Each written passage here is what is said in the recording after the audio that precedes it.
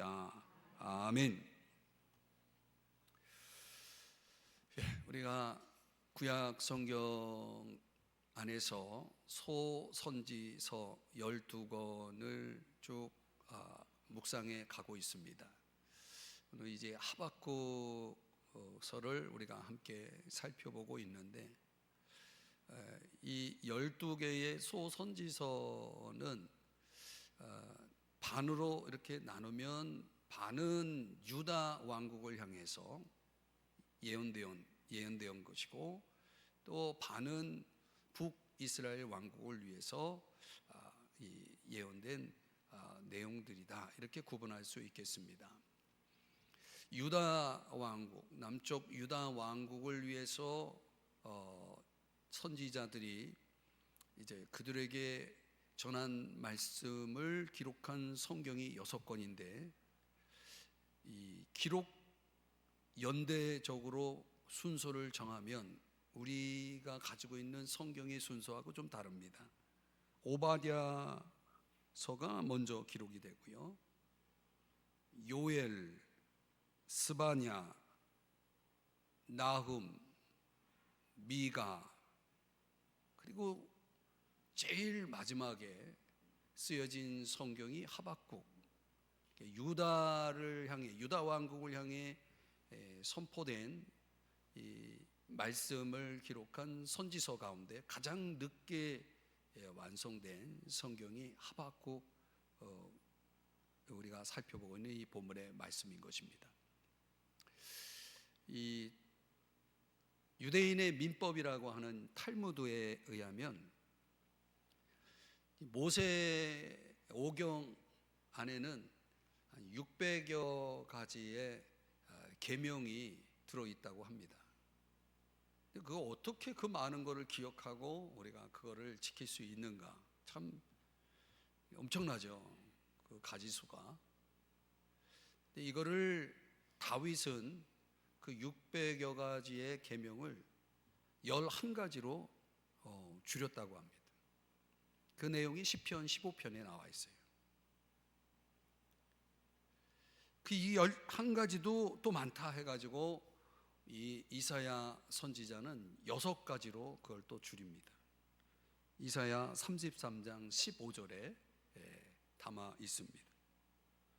이걸 미가 선지자는 미가서 6장 8절에서 이거를 반으로 뚝 잘라서 또 3가지로 요약을 합니다. 이것도 많다 해가지고 이사야 선지자는 그걸 2가지로 줄여서 또 제시하고, 이것도 많다 해가지고 아예 그걸 반으로 뚝 잘라서 하나로 아모스 선지자가 그 한 말씀으로 그 계명을 줄입니다. 그게 이제 아모스 5장 4절 말씀인데요, 우리 자막의 내용만 한번 읽어보실까요? 시작. 너희는 나를 찾으라, 그리하면 살리라.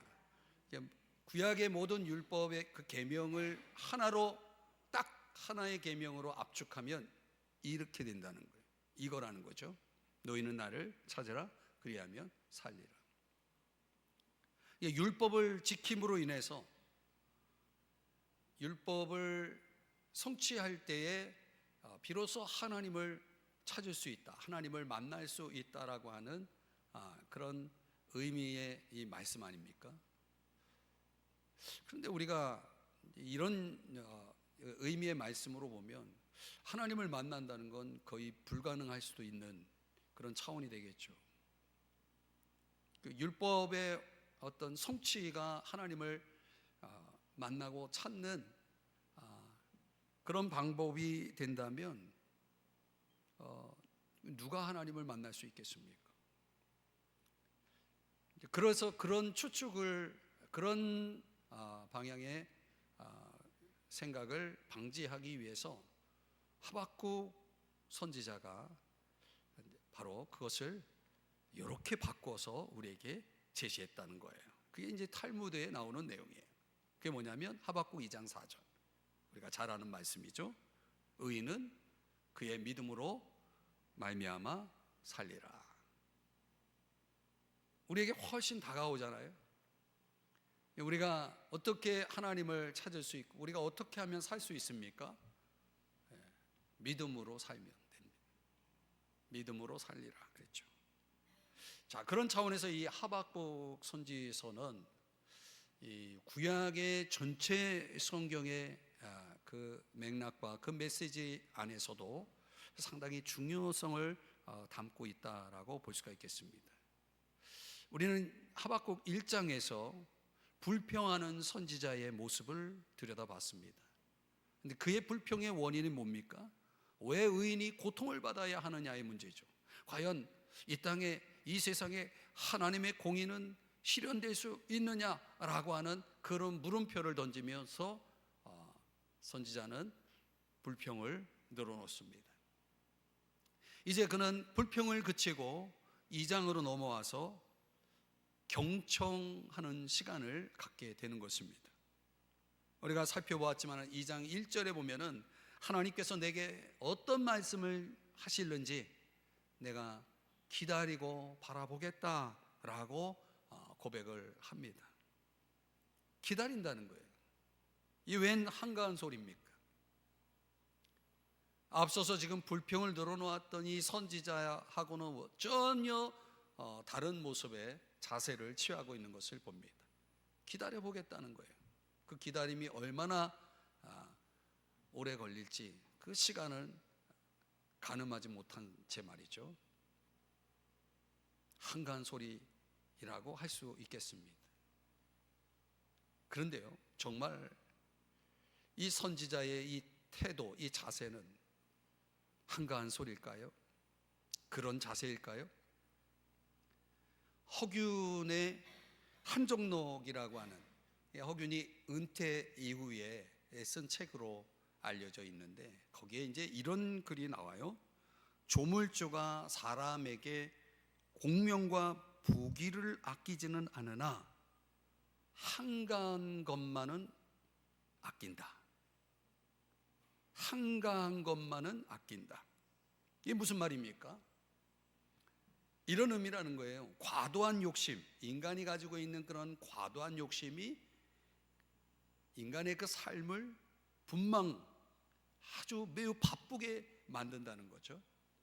그 분망한 삶에서 뭐가 나오냐면 정신적인 피폐가 나온다는 그런 의미입니다. 그래서 이런 시구를 허균이 그 한정록에 덧붙이는데 이런 말이에요. 한가한 사람이 아니면 한가함을 얻지 못하니 한가한 사람이 바로 등한한 사람은 아니라네. 어떻게 생각해 보면 아리송한 이야기 같은데 굉장히 깊은 통찰 아닙니까? 한가한 사람이 등한한 사람, 등한하다는 게 무슨 뜻입니까? 너무 관심도 없고 무엇에 관심도 없이 소홀히 여기는 그런 태도, 그런 자세, 그런 모습을 얘기하는 거죠. 한가하다고 등한한 사람인가? 그렇지 않다는 얘기를 하고 있는 것입니다.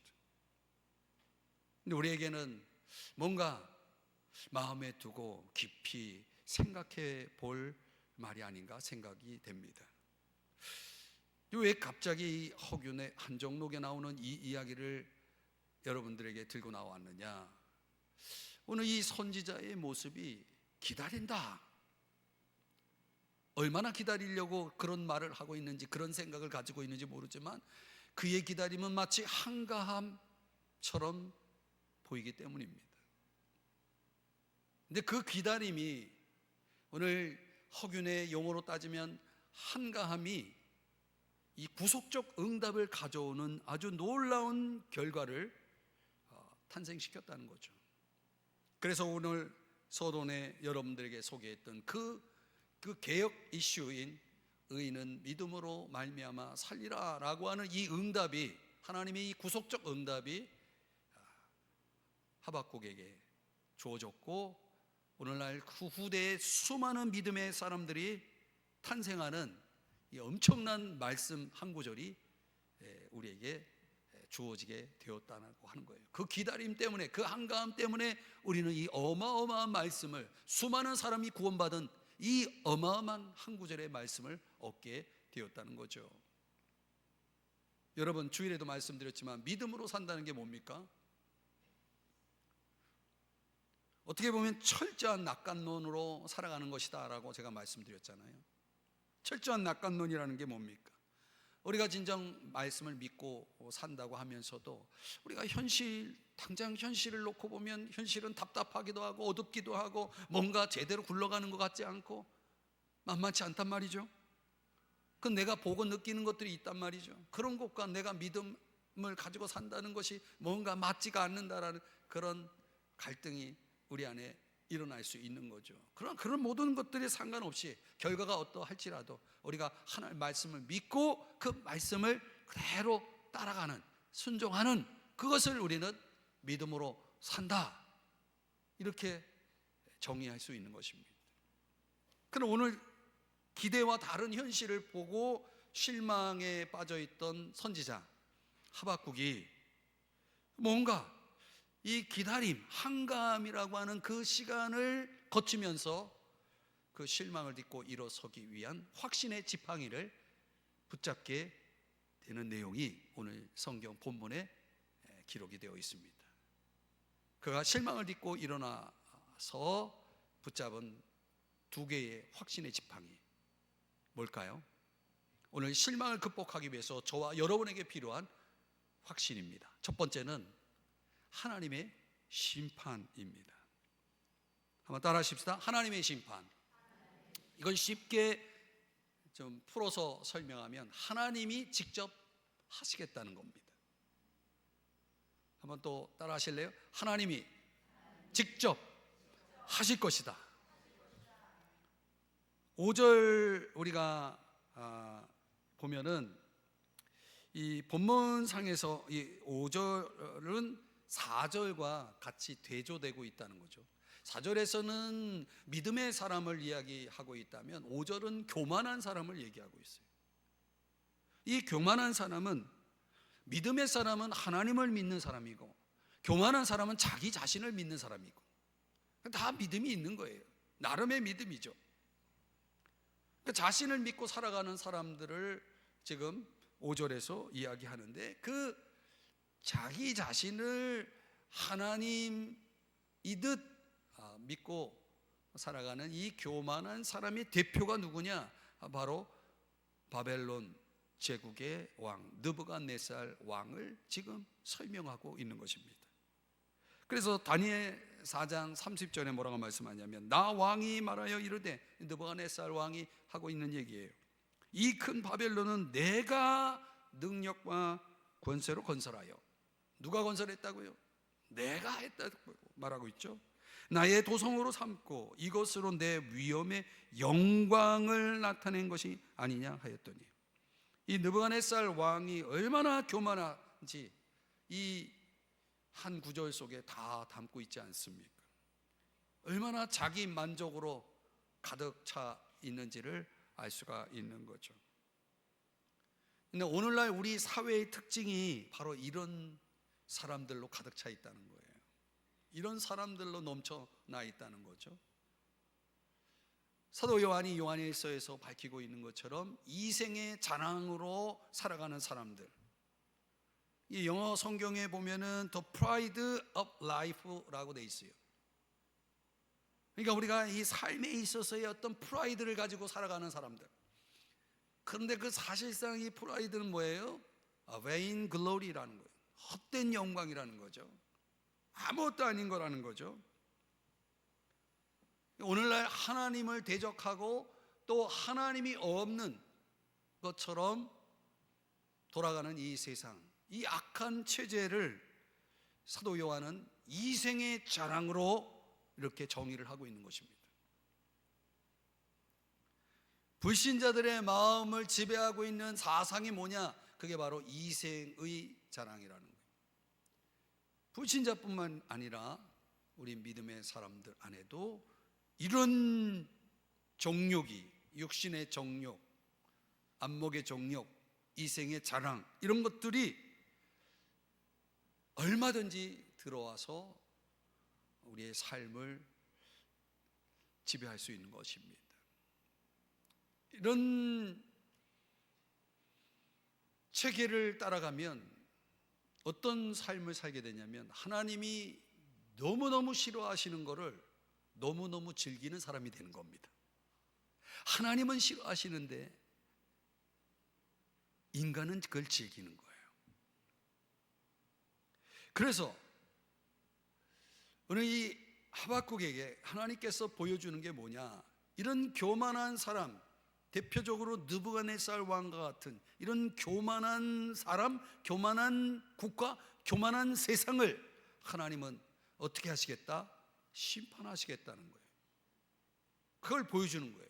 하나님이 직접 그런 세상을, 그런 사람을 다루겠다라고 하는 이런 말씀을 하시면서 화 있을진저를 5개를 선언을 하고 있는 것입니다. 사실 오늘 이것만 가지고 다뤄도 오늘 금요기도에 여러분들이 기도할 시간을 확보하기 위해서 이 내용이 상당히 많은 내용입니다. 근데 제가 그냥 끝내려고 그래요. 그렇게 그걸 다 다루고도 시간을 확보하는, 기도할 시간을 확보하는 차원에서 설명을 해나가면 그 5가지가 뭐냐, 5절에서 8절은 인간의 야망입니다. 야망. 5절 6절 말씀에 보면은 이렇게 말씀하죠. 스월처럼 자기의 욕심을 넓히며 족한 줄을 모르고 자기 소유 아닌 것을 모으는 자여. 이걸 화 있을진저에다 담은 거예요. 이 모든 것들은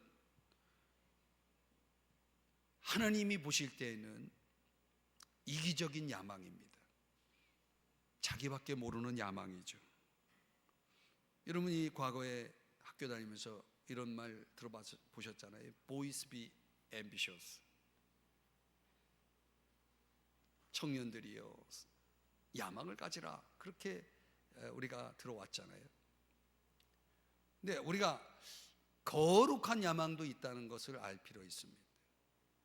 고린도후서 5장 9절에 보면은 자막의 내용은 없지만 바울이 나는 주를 기쁘시게 하는 자 되기를 원하노라, 이런 고백을 합니다. 주님을 기쁘시게 하고자 하는 그런, 영어 성경에 보니까 My ambition, 나의 야망은 주님을 기쁘시게 하는 것입니다. 주님을 기쁘게 해드리는 것입니다 라고 고백을 해요.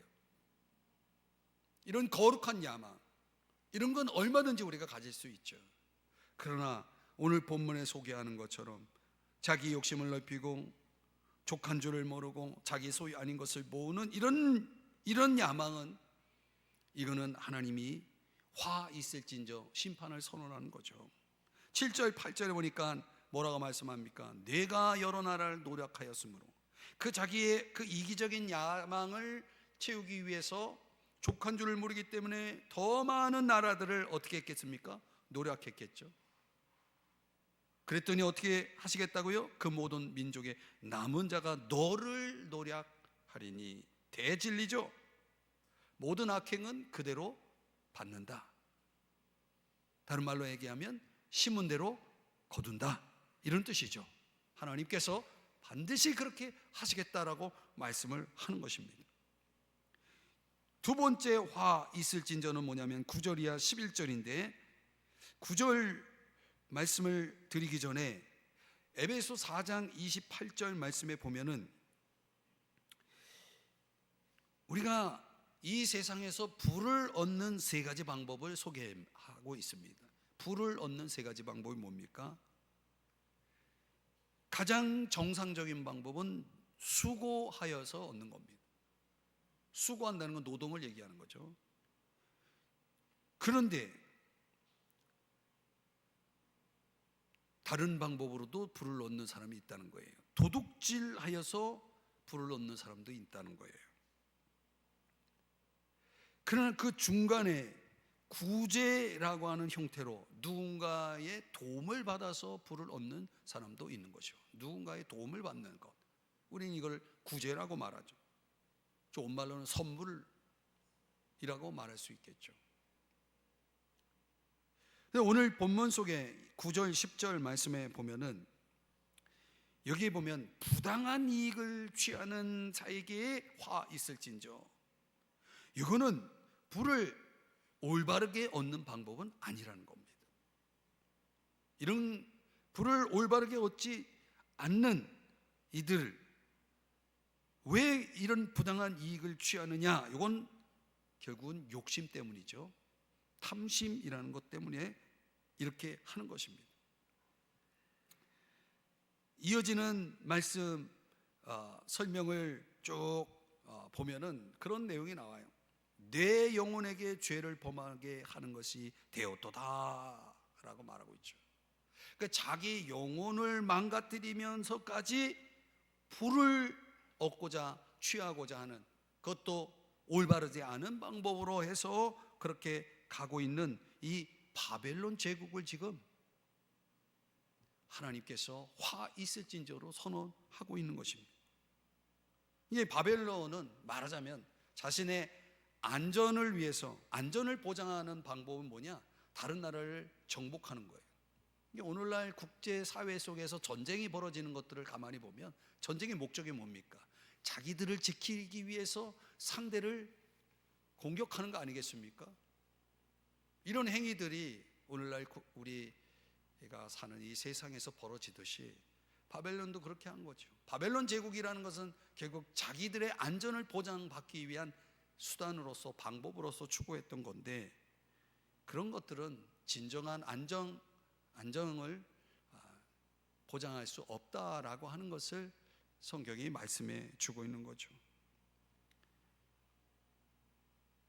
출애굽기 20장 15절 17절에 보면 탐내지 말라, 도둑질하지 말라, 이런 말씀 십계명에 나와 있지 않습니까? 누가복음 12장 15절 말씀, 이건 자막의 내용만 여러분이 한번 읽어주시겠습니까? 시작. 탐과 모든 탐심을 물리치라. 사람의 생명이 그의 소유에 넉넉한 데 있지 아니하니라. 아멘. 여러분, 탐심이라는 걸, 그걸 멀리 하라는 거예요. 결국 생명과 관련해서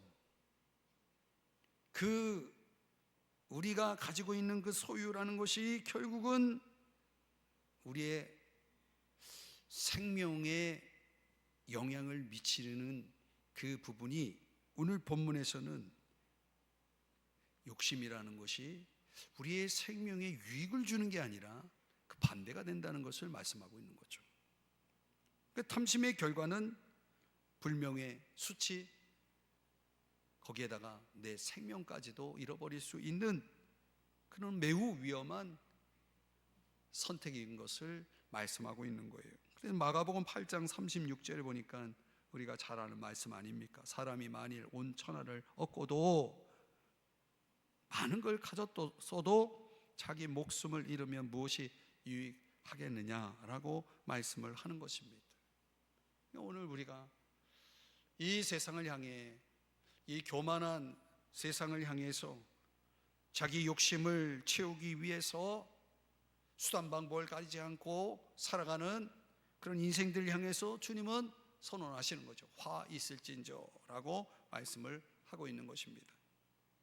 12절 이하 13절에서는 세 번째 화가 나오는데, 12절 말씀해 보니까 피로 성읍을 건설하며 그랬습니다. 피로 성읍을 건설한다는 것은 이 바벨론이 다른 나라를 정복하면서 그 정복한 나라의 백성들을 포로로 끌고 와가지고 자기 성읍들을 건설할 때 일꾼으로, 노동자로 썼다는 얘기를 하는 거예요. 그러니까 노예는 인간이 아니잖아요. 그들의 입장에서는 도구죠, 도구. 자기들의 성읍을 건설하기 위한 하나의 도구에 불과한 거죠. 여기에 어떤 인권, 인간 존중이라는 것은 찾아볼 수가 없는 거죠. 오로지 힘이 중요하고 물질이 중요하고 성공이 중요할 뿐이지 인간은 도구에 지나지 않는다라고 보는 것입니다. 이런 착취라고 하는 이런 죄악에 대해서 하나님은 화 있을진저를 선언하시는 것입니다. 그리고 그 모든 착취에서 세워진 모든 것들은 어떻게 된다라고 13절에 말씀하고 있습니까? 불탈 것이다 라고 말하고 있는 거죠. 우리가 열심히 수고해서 세웠어도 그건 다 불탈 것이고 헛된 것이다 라고 말씀을 하고 있는 것입니다. 네 번째 화 있을지어는 15절이야 17절인데 술 취함에 대해서 말씀을 하고 있어요. 15절 보니까 이웃에게 술을 마시게 하되 자기의 분노를 더하여 그에게 취하게 하고. 여러분, 바벨론 사회를 이렇게 설명하고 있는 것입니다. 바벨론 사회는 어떤 사회입니까? 술을 이웃에게 마시게 하는 사회입니다. 소위 술을 권하는 사회죠. 그런데 술을 권하는 정도가 아니라 예레미야 51장 17절의 말씀에 보면은 그 포도주를 마심으로 미쳤도다. 이 바벨론은 어떤 제국이었냐면 술에 미친 사회였다는 거예요. 여러분, 바울이 디모데에게 교회의 영적 지도자를 선발하는 조건에서 뭘 거기다가 여러 가지 내용 가운데 하나를 집어넣는데 그게 뭡니까? 술을 즐기지 아니하는 자. 여러분, 그 시대에도, 바울 시대에도 얼마나 이 술이라고 하는 문화가 그 사회를 또 교회를 위협했는지를 잘 나타내는 내용입니다. 오늘날 우리가 살아가는 지금의 시대에 과거 우리 한국 교회 역사 속에 있었던 기독교의 전통, 절대 금연, 절대 금주라고 하는 이런 아주 참 좋은 그런 전통이 지금은 사라진 지 오래지 않습니까? 사실 절대로 담배를 피면 안 되고 술도 마시면 안 된다라고 강단에서 막 선포하면은 아마 교회 나오지 못할 사람이 많을 거예요. 참 우리 사회가 그만큼 이 부분에 있어서 너무나 많이 개방적이 되어 버린 것 같습니다. 저는 오늘 이 본문상에서만 우리가 적용을 한다면 그냥 집에서 혼자 마시는 건 괜찮은 것 같아요. 이게 뭐라고 말하냐면 이웃에게 술을 마시게 하되, 이걸 지금 지적하고 있는 거거든요. 그 마시게 하는 정도가 아니라 취하게 한다라고 그랬으니까 자꾸 술을 한 잔 더, 한 잔 더, 한 잔 더 하면서 사람을 취하게 만들어 버린다는 거예요. 우리 요즘 직장 문화는 많이 바뀌어서 그런 부분들이 많이 없어졌다라고 말들을 하더라고요. 저는 100% 안 믿습니다. 여전히 식당 같은 데 가면 술을 권하고, 또 요즘 TV나 영화에서 보여주는 거 보세요. 저는 그런 것들이 그냥 하나의 쇼라고 생각하지는 않습니다. 그게 우리 문화라고 생각을 하는 거죠. 자, 여러분, 이렇게만 우리가 다짐합시다. 다른 사람에게 술을 마시게 하거나 취하게 하지는 말자. 그거는 화 있을진저다. 그러면 조금 열어놔야죠. 집에서 혼자는 마셔도 된다.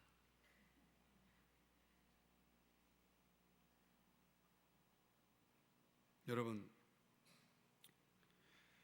오늘 본문 속에서 보면은 이 술로 시작한 것이 16절에서는 수치가 따라오고 17절에서는 강포가 따라온다는 것을 보여줍니다.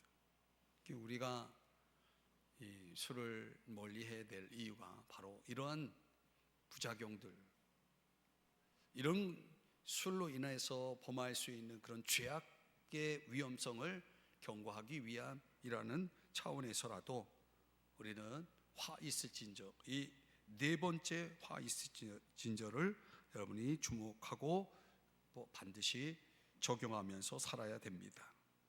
다섯 번째 화 있을진저는 우상 숭배입니다. 오늘 본문 18절 19절에 보니까 만든 자가 이 말하지 못하는 우상을 의지하니 무엇이 유익하겠느냐. 이 우상 숭배의 무익성을 지금 강조하고 있는 거죠. 바울이 로마서 1장에서 우상 숭배를 정의하기를 창조주 대신 피조물을 숭배하는 것이라고 정의를 해줬어요. 아주 잘 설명한 거죠. 이 우상 숭배의 출발 시작이 누구냐면 루시퍼.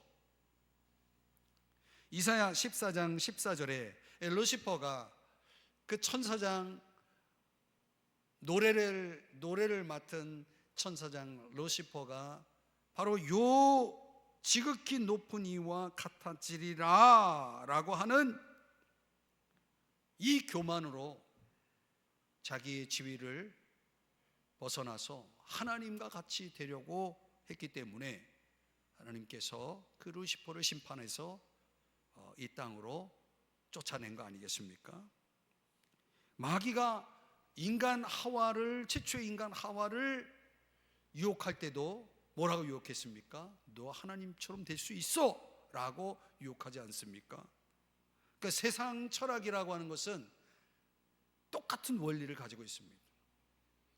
그래서 세상 철학이 저와 여러분에게 미치는 메시지가, 전하는 메시지가 뭡니까? 더 높아질 수 있다는 거예요. 더 높아질 수 있다는 거예요. 아니, 가장 높아질 수 있다는 거죠. 그래서 세상은 어떤 문화를 조성하고 있습니까? 가장 높은 사람에게 뭘 돌립니까? 영광을 돌리죠. 그 가장 높은 사람은 우리로 말하면, 쉽게 말하면 1등한 사람, 가장 높은 자리에 있는 사람에게 영광을 돌린단 말이죠. 이런 걸 뭐라고 얘기합니까? 우리가 스타라고도 이야기를 하죠.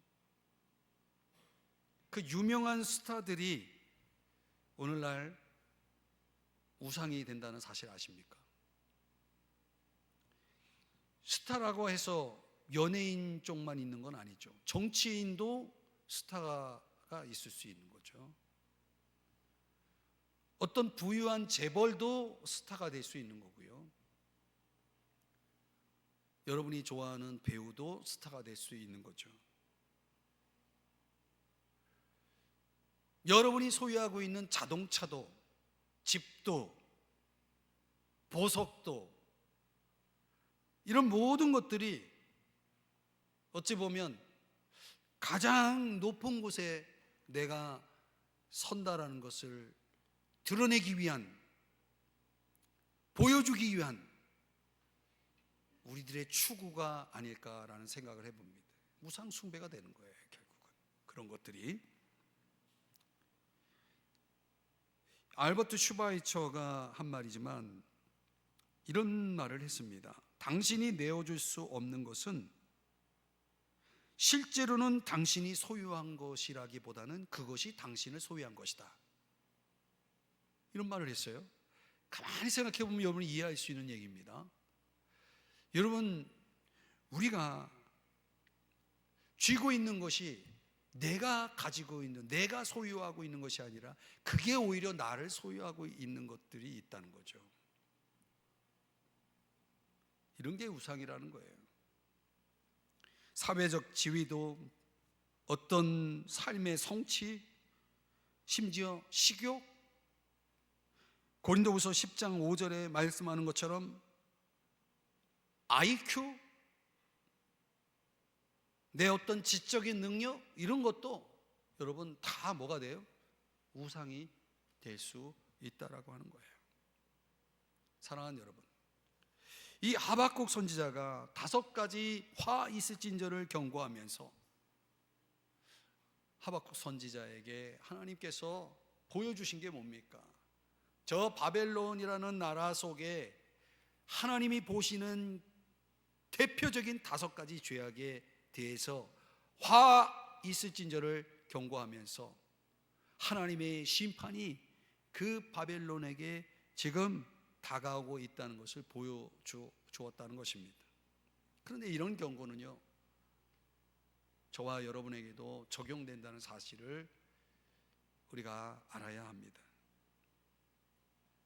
이런 것들을 우리가 멀리하고 주의하고 경계하지 않으면 안 되는 거죠. 그러니까 하박국 선지자가 불평하며 하나님 앞에 그가 왜 이래야 됩니까? 라고 따졌던 그 문제 뭡니까? 왜 하나님은 악한 자를 들어 쓰시는 겁니까? 라는 이 문제에 대해서 확실하게 하나님이 답을 주셨어요. 하나님이 악한 자를 썼다 해서 그 악한 자들을 인정한 것은 아니다 라고 하는 것을 말씀하신 거죠.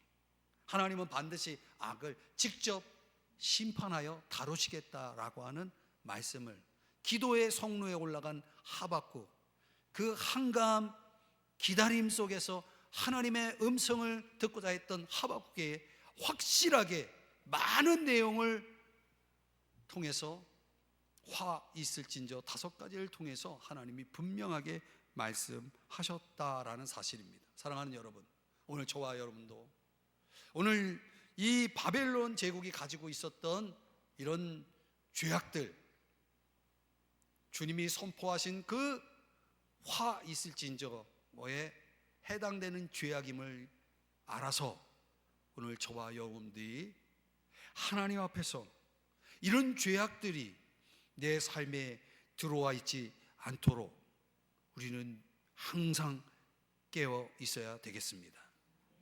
여러분, 하박국 선지자는 하나님이 다루시겠다라고 하는 그 말씀, 화 있을진저를 통해서 그는 자신의 그 마음속 실망을 딛고 하나님은 하신다, 하나님이 직접 다루신다 라는 확신으로 그는 일어서 다시 다음 단계로 나아가는 것을 보여줍니다. 두 번째로 실망을 극복하기 위해서 기도의 성루에서 하박국 선지자가 붙잡았던 확신이 뭡니까? 하나님의 영광입니다. 이건 다른 말로 얘기하면 하나님의 통치라고도 할 수 있습니다. 실망을 딛고 일어서기 위해서 우리에게 필요한 것은 하나님의 영광을 보는 것입니다. 이거 대단한 겁니다, 여러분. 하나님의 영광을 보는 것입니다. 기도의 성루에 올라 하박국 선지자에게 하나님이 2가지를 보여주셨는데, 하나는 앞에서 얘기한 대로 인간이 죄악 가운데 세운 모든 것들이 불타버릴 거다, 사라질 것이다, 헛된 것이다, 하나님의 그 심판으로 인해서 불타버릴 것에 대해서 하나님께서 보여주십니다. 굉장한 겁니다. 이걸 똑같은 걸 본 또 한 사람이 신약에 등장하는데 그가 바로 사도 요한입니다. 요한계시록 17장 18장에 보면은 이 세상에 인간이 세운 모든 우상들, 그들이 하나님이 싫어하시는 죄악 가운데서 세워놓은 그런 모든 업적들이, 성공들이, 재물들이 다 불타버릴 것을 말씀하고 있다는 거죠. 그 세상이 자랑하는 물질이나 성공이라는 것이 다 부지 없는 것이다 라는 것을 보여준 것입니다. 근데 여기서 끝나지 않고 2번째 환상을 보여준 것이 2장 14절인데 오늘 본문 2장 14절, 여기 보니까 물이 바다를 덮은 같이 여호와의 영광을 인정하는 것이 어떻게 해요? 세상에 가득함이니라. 하나님의 영광이 가득한 세상을 이 하박국이 보게 됩니다. 그런데 그 하나님의 그 영광이 세상에 가득하다라고 하는 그림을 하박국 2장 20절에서는 이렇게 말씀하고 있습니다. 오직 여호와는 그 성전에 계시니. 그러니까 하나님의 영광이 어떻게 세상에 가득하다는 얘기입니까? 성전 보좌에 계신 하나님께서 온 세상을 통치하심으로 하나님의 영광이 온 세계에 가득함을 나타내신 것입니다. 그래서 시편 11편 4절에서 말씀하기를 여호와의 보좌는 어디 있어요? 성전에 계시는 그분의 보좌는 사실 하늘에 있다는 거예요. 거기에서 모든 인생들을 통촉하고 감찰하고 계시는 것입니다. 지금 현실 속에서는 악이 승리하는 것 같고 악한 자들이 잘 되는 것 같지만 사실은 하나님 보좌에서 다 모든 것을 다 포함해서 통치하고 계시다는 사실이죠. 그분이 통치한다면 우리가 볼 때 그 뭔가 잘못 돌아가는 것들이 그냥 계속 잘못 돌아가게 될까요? 아니죠. 모든 게 다 제자리를 잡을 거예요. 바로 잡아질 것이라는 거죠. 그러니까 이런 차원에서 보면 오늘 우리가 보좌에 계셔서 세상 모든 것을 통치하시는 말 그대로 하나님의 영광이 가득한 세상을 보기 위해서는 우리는 환경을 보지 말고 위를 바라볼 수 있어야 된다는 거예요. 위를 바라볼 수 있어야 된다는 거예요. 그 위를 바라볼 때 주님이 우리에게 말씀하시는 음성이 뭡니까? 시편 46편 10절입니다. 다 같이 읽겠습니다. 시작. 너희는 가만히 있어 내가 하나님 됨을 알지어다. 내가 뭇 나라 중에서 높임을 받으리라. 내가 세계 중에서 높임을 받으리라. 아멘. 여러분, 이 성경 역사를 통해서 우리 믿음의 사람들이 정말 진지하게 하나님 안에서 갈망했던 것이 무엇인지 아십니까? 그게 바로 하나님의 영광이에요. 이 하나님의 영광을 경험한다는 것이 대개는 이 단어로 많이 해석이 되죠. 부흥이라는 단어로. 그 영적 부흥이라는 것이 일어난 현장 속에는 우리가 표현하는 대로 저 구약의 성막에 하나님의 영광이 가득한 것이 구름으로 가득한 거로 보였던 것처럼 영적 부흥의 현상들이 일어난 곳에는 하나님의 영광이, 하나님의 임재가 가득했다라고 그렇게 풀이를 하는 것입니다. 모세가 이스라엘 백성들이 금송아지 우상을 숭배함으로 인해서 하나님께서 그 백성을 버리겠다 하셨을 때 모세가 하나님 앞에 기도한 내용이 뭐냐? 여러분 뭔지 아십니까? 주의 영광을 내게 보여달라고 기도를 합니다. 주의 영광을 내게 보여주십시오. 여러분이 우리가 이 세상 가운데서 우리 믿는 자들이 하나님에게 구해야 될 가장 큰 기도가 뭐냐? 바로 모세가 드렸던 그 기도예요. 주의 영광을 내게 보이소서예요. 제사장 엘리가 그 자식들 무분별하게 죄악 가운데 살아가는 것들을 막지 않고 그렇게 분별력 없는 삶을 살다가 결국 죽음을 맞이하게 되지 않습니까? 그 비극적 사건을 성경은 뭐라고 설명하냐면 사무엘상 4장 22절에서 이렇게 말씀합니다. 영광이 이스라엘에서 떠났다. 여러분 이 말씀의 무게를 여러분 이해하셔야 됩니다. 영광이 이스라엘에서 떠났다라고 말씀했습니다.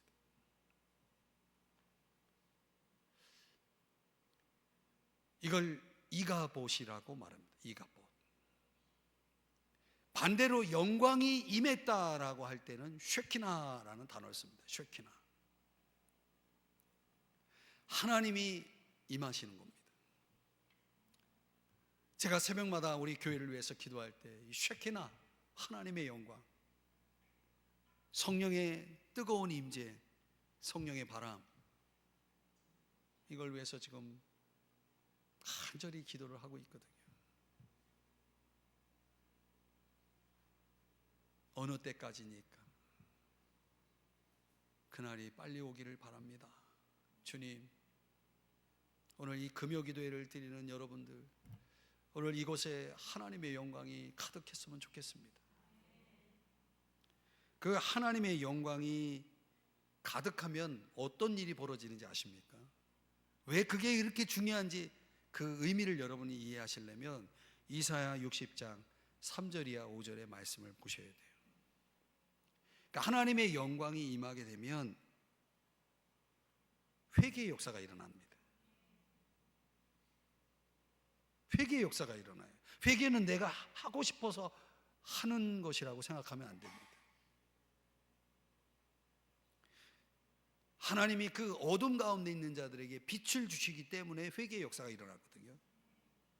그 하나님의 영광이 임한 곳에는, 우리는 그걸 부흥이라고 말씀드렸잖아요. 그 하나님의 영광이 있는 곳에는 회개의 역사가 일어납니다. 교회에서 난리가 납니다. 회개의 역사가 일어나서. 또 4절 말씀해 보니까 네 아들들은 먼 곳에서 오겠고 네 딸들은 안겨올 것이라. 여러분, 주님의 영광이 임하면요, 우리의 다음 세대들이 주님 앞에 돌아옵니다. 여러분, 지금 한국교회는 너무너무 위기입니다. 교단별로 지금 막 통계를 내고 발표를 하고 있는데, 지금 이 땅에 우리 다음 세대들이 교회를 어마무시하게 떠났습니다. 한국교회는 희망이 없습니다. 이제 기존의 세대들이 이 땅을 떠나면 교회는 텅텅 비게 될 것입니다. 유럽 교회처럼. 여호와의 영광이 임해야 됩니다. 그래서 우리의 다음 세대들이 그들 스스로 제발로 교회에 나와서 주님 앞에 손들고 회개하고 성령 받아서 거듭나서 하나님을 예배하는 자로, 하나님이 찾으시는 예배자로 서는 그런 놀라운 부흥이 여호와의 영광, 하나님의 영광이 임함으로 가능하다는 거예요. 가정이 부흥하고, 지금 저 학교들, 사단이 지금 역사하고 있는, 지배하고 있는 이 학교가 부흥이 되고, 청년들이 모인 곳이 부흥이 되고, 이런 일들이 여러분 하나님의 영광이 임하는 곳에 나타난다는 거예요. 그리고 또 하나 여러분의 관심이 돼야 될 5절 말씀에 보니까 이방 나라들의 재물이 네게로 오미라 그랬어요. 여러분, 하나님의 영광이 임하면 어느 정도까지 이루어지냐면 부요함을 얻게 된다는 거예요. 근데 이 부요함은 주님의 영광을 드러내기 위해서 하나님이 부어주시는 부요함입니다. 여러분, 우리가 주님의 영광을 봐야 하지 않겠습니까? 그래야 우리가 실망을 딛고 일어설 수 있는 것입니다. 오늘 이 밤에 저와 여러분이 함께 하나님의 하박국에게 주신 두 가지 확신을 가지고 기도했으면 좋겠습니다. 하나님의 심판, 하나님의 공의가 이루어질 것에 대한 확신, 하나님의 영광, 하나님의 그 통치, 하나님의 놀라운 그 회복이 있을 것을 또한 확신할 때에 우리가 그런 것들을 붙잡으면 세상 모든 걱정, 근심, 걱정하는 사람이 예배자로 변화될 것입니다. 하박국 선지자처럼 말이죠. 오늘 사랑하는 여러분, 오늘 하루 어떻게 지내셨습니까? 우리의 매일을 우리가 이 확신을 가지고 견뎌야 되고, 저와 여러분이 믿음에 서서 기도의 성루에 올라가야 되겠습니다. 그러면 주님의 은혜를 볼 것입니다. 주님의 통치를 볼 것입니다. 주님의 부흥을 맛볼 것입니다. 오늘 이 밤에 여기 모여있는 우리 모두가 함께 주의 이름을 함께 부를 때에 우리 주님께서 반드시 이곳에 여러분을 통해서 주님의 일하심이 있을 것을 믿습니다. 기도하겠습니다. 사랑하시는 주님,